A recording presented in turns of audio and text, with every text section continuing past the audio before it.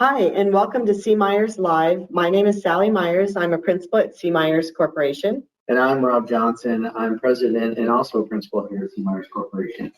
So we're happy to have you back again. And today we're going to talk about some of the learnings that we've had, as always, over the last week or so. And also that we did do participate in a webinar where there were CEOs, CFOs, C-suite level participants. And we wanted to share with you some of the information that we were able to gather from them. They helped us out a lot by participating in surveys.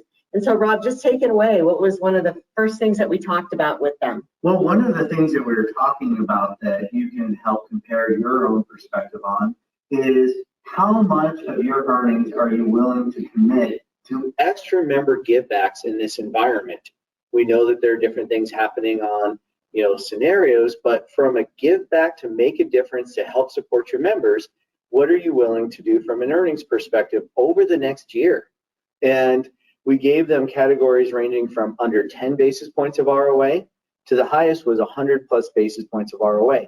And while the answers did vary, saw that the highest concentration of answers came right around 50 basis points of commitment and earnings, which is a pretty big commitment. Yes, absolutely. And so from a member give back perspective, there's lots of different ways to give back to the members. So what were some of the things that they were talking about giving back? How did they rank them? And really over the next 6 to 12 months. Well, there was a range of what they were looking to do. Some of what they talked about is to go ahead and defer a lot more loan payments than what they were originally feeling that they might be required to do to make it just extra convenient for the members, and also having more generous terms for the members on what it takes to pay those loans back. Also, going down the route of waiving a lot more fees or significantly reducing fees, and doing different things such as loosening their underwriting, lowering their loan rates, and other steps that they might do to make things a lot more convenient for the members. And so what it showed is that nearly 2/3 of them said over the next 6 to 12 months, the member give back would be in loan deferments, which is pretty exceptional. And what were they talking about with respect to loan deferments, with respect to mortgages, autos? Yeah, they were walking through from not only making it super easy for the members to defer their loans for a longer period of time, whether it's, and you see a range out there of those who it's pretty much at the click of a button on your app, to those saying, look, we're just going to defer your payments unless you want to pay it right now. We're going to defer it, and we're just going to add the payment on the end of the loan versus having you start to have your payment go up afterwards. So that was a big difference for some of them on the discussion. Sure, and then some of the clients I've been talking to over the last week or so, they're saying no, the members are calling and they're requesting. So again, a wide range of scenarios there and how they're handling the deferments. And as you were talking, one of the questions that came in, Rob, was what about deposits? What are people saying about deposit rates as a member give back? Yeah, it was kind of interesting. It was one of the things that we had in the survey was good non-maturity deposit rates and good CD rates. And it was at the bottom of the list. So out of those 100 plus decision makers, as they were seeing it, that was the least impactful for helping their members in this environment. But then started talking about cross-referencing that with what are the rates that they're paying in this 0% environment. And you'll notice that there's a little disparity there that, they're paying still really nice for a zero environment, even though it's not a good source of member give back compared to some of the other things that they think will make a larger difference. And so that raised a lot of discussions as to, well, how might they shift some of that prioritization, adjust some of their pricing strategy so it leaves them more room to be generous on waiving the fees and deferring the loans and loosening some of the other things that they do for the members to help them that are most in need right now. Yes, and so what can be very effective is do this for your team. So work with your team and ask the same questions. What are we willing to set aside in the form of ROA to give back to the members in the time of need over the next 12 months? And get that discussion going, and then take that and say, okay, if let's say you say it's 50 basis points, just like the majority of the people here said it was 50 basis points. Take that and then define, dig in. Well, what does member give back look like? And use the brackets over the next 6 to 12 months. But also, which we didn't have time to do in the webinar, but we would recommend is take that same question as prioritizing member give back in the next 6 to 12 months and expand it and ask another question. And what would member give back look like in a 12 to 24 month period? And that way that can help you for your organization. You get to hear what people are thinking possibly in the next 6 to 12 months, maybe still a little bit in crisis mode, but longer term, how that give back might change.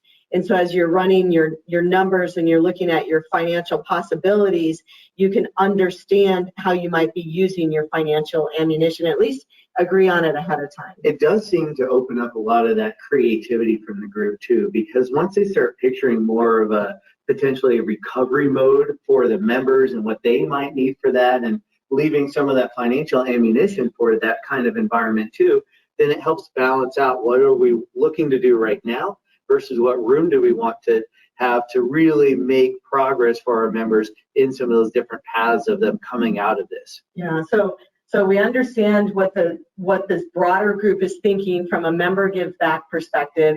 We dug a little bit deeper into what member give back looks like from the short-term perspective.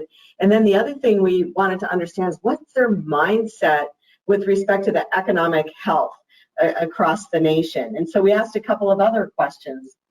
Yeah, and this is really taking from the types of things that I know that have been discussed in some of the previous live discussions, is those economic paths. And what was interesting, and we thought that would be helpful to share with you, is out of the 100 plus people, is the number one answer when asked, what do you think is most likely on the scenarios of the economic health? It came back saying that it was a hospital stay. That was number one. But right behind it, and this is something that's been changing even over the last week, is that induced coma, where it gets extra stressful for the next 6 months to a year, really high unemployment, and then starts recovering. And so that's been a shift in mindset that we're starting to see. I'll say that I've seen some of that trend in the different discussions that I've been having with credit unions. And I know you said something similar, Sally. Yeah, absolutely. And then let's go on to the bad case. Yeah, because you have what do you think is most likely, but also what would you want to prepare your institution for from a numbers perspective and understand the impact. It doesn't mean that you're going to take action today for that bad case, but you would at least want to see what pressure it could have to the earnings, to the net worth, and other parts of your organization. So what we did in asking the question there on the bad case is it came back saying about 60% of them were looking at the extended ICU, which is that scenario that was very similar to the Great Depression, where unemployment heads up to 20% and then keeps climbing the following year to 30% and stays at that 30% level for a while. So that's an extremely stressful environment to potentially go through. And so they viewed that as that's probably, almost 2/3 of them, what they would want to make sure they understood for their credit union. Yes, and so you can see that the mindset is shifting as time goes on, and it's important to continue to have those discussions with your team, and it's okay to have it shift. This is where if you're thinking it's going to get worse this week than you thought last week, make sure you're up to date on your triggers and you're talking about the levers that you would pull if you started to see things getting worse. But also make sure that you have somebody in the discussion that will not just be about the doom and gloom. And again, there is opportunity. We'll spend a little bit of time toward the end talking about some of the opportunities that are out there as a result of what's going on. But again, continuing the discussion, it's not about getting the economic paths right because nobody knows what it's going to be, but it's about the discussion and the possibilities from those discussions. Oh, and I see here a question coming in saying, well, it's kind of a common theme right now, but I'm way too busy. How do I find time for this? And Yeah, we do hear that a lot and understand that, but the thinking needs to occur. And so one of our thoughts is right away, these are perfect discussions for ALCO meetings. And now is the time to have your ALCO be agile and be forward thinking. So that's one area, shift the focus of the ALCO meetings. Yeah, and I'll say it's really interesting because right before all this happened in early March, we had an education class named Agile Alco, and quite a few of the attendees said that timing was perfect because we've already shifted what we were doing in the discussions we're having in our meeting and really getting more forward looking in it. And we've set all those things we had treated as requirements before as more of a, that's what you got to do ahead of time. You come into the meeting already with, yep, we've consent agenda on it, but let's focus on the important things in this environment. Yeah, and on top of that, the senior leadership meetings and allocating some of those. People meet on a regular basis. Maybe half of those are operations based because working remotely is very important right now. And then the other half can be future focused. And then also with respect to board meetings, making sure that your board is part of the conversation as far as what could happen as the situation continues to unfold. So the main thing is reallocate some of the meetings that you already have. And the other thing too is keep it high level. Do not get bogged down into the minutia or the details, because you for sure will be wrong on the details. There is something that we always learned from the beginning here at C. Myers, and that is I'd rather be roughly right than precisely wrong. And there is no one who can precisely know what's going to happen on these paths. So that work that takes sometimes for the extra specifics of, well, this loan's going to do this and this deposit's going to do exactly that, that's not going to work when you're trying to lay out some of these longer term paths of an environment that none of us have ever been in. And the other thing I wanted to make sure that we talked about is what's working well for the credit unions that we've talked with in the last week and a half. And one of the things that I really loved hearing from the clients that I spoke with is they're listening to what their members are saying. And there's a common theme. And the theme is the members are saying, I am so glad that I do most of my banking with you, or in some cases, if not all of my banking with you. And that the credit unions have been a stress reliever in the time of stress. The comments that they're hearing is, I only had one place to contact, and there was somebody there to help me. And so there's a way to, regardless of what the economic paths are, regardless of what happens, stepping back and looking at that, if that's meaningful today, how might that be meaningful as we go back to whatever the I don't know that we're going to go back to anything, but whatever our new norm is going to be. Yeah, and that's one of those things that to really help that experience for your members is make sure that as they're making requests, looking for things, that you're helping to connect those dots. Oh, I know you also have this other account. Is there anything you'd like help for on this as you're going through that? And so connecting the knowledge about that member. And so I just, sorry to interrupt, but got a question of, having everything under, at one financial institution, and the question is, but I don't think I want to hold mortgages now. I mean, I've never seen rates like this, and I don't know if rates are going to go negative. So what's your suggestion there? Well, as you know, we're in the risk business, the ALM business, but also the solution business. And all those things need to be connected. And it's very fair to be concerned about, should I portfolio mortgages in these low rates? And, this is not, you won't walk away with a yes or a no from this discussion, but rather evaluate it and see what are things you could do to portfolio some of those mortgages so that you can actually take actions on behalf of your members, but take steps to help reduce the risk and offset it. And that's where really the modeling comes in, is to say, if our members really need mortgages right now and want mortgages, what could we do to take care of that, but also still have it where there's a benefit of us being able to handle that mortgage for them in the future, where if we sell it, then sometimes our hands are tied as to how much flexibility we can have on working with that member. So can you do different borrowing strategies, different offsets, hedging, adjustments to the investment portfolio, or other steps to help support those members' needs, but still do it safely? Yeah.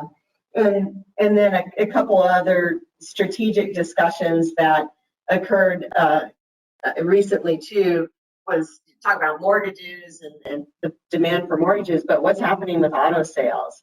And so for a number of institutions, auto sales have essentially come to a screeching halt. Yeah, right. But after this is over and we unfreeze a little bit, our economy unfreezes, what might it look like going forward as a result of social distancing and this uncontrollable virus? And so some of the conversations where people were thinking maybe auto sales might actually go up because ride sharing might decline, which we thought was really interesting. And especially depending on certain areas where you might have a bulk of your members in your area because of the city that you're in and that location, that they do a lot of ride sharing because it's just more convenient. But that might shift because they don't want to be relying on either public transportation or ride sharing in those scenarios. They want a little bit more flexibility in their own space. So that could be something to at least talk about and look for, and make sure if the trend does shift back that direction, that you're there for them and seeing that ahead of time. Yeah, and then another topic of discussion was, gosh, people don't want to touch cash. Are they going to want to touch plastic? And so how might it look going forward from a plastic debit card or a plastic credit card, and provisioning the debit card and the credit card to the smartphone, and going more and more, thinking now about contactless payments and how you might need to take action on that. Yeah, that utilization, any of those technologies that create a little bit of physical distancing and gives them the ability to make the purchases that they want without having to touch other things and hand things off, then that's one of those things to be watching and making sure if you're seeing it go that direction, you're ready for it and you're giving solutions for your members. And the final thing, and then we'll sign off here, is the question of, we made a lot of changes quickly and we got very creative. So let's start thinking now about the business practices, the business processes, the business rules, that when things start to go back to some semblance of normal, we can take those things and scale them for the benefit of the membership and the benefit of our employees. And one more thing, I know I said only one, but I'm going to add one more, is some are starting that discussion of what does it look like to cross-sell when they can't be face-to-face with the members. And credit unions are traditionally great at the cross-sell, the face-to-face. And so now is the time, even though you don't have a lot of time, now is the time to start thinking how you can take that and have that work in a digital world. Yeah, very much so. A lot of opportunity there. Well, thank you so much for joining us. Yes, and as always, if you have questions, additional questions, feel free to contact us and we'll get back to you just as soon as we can.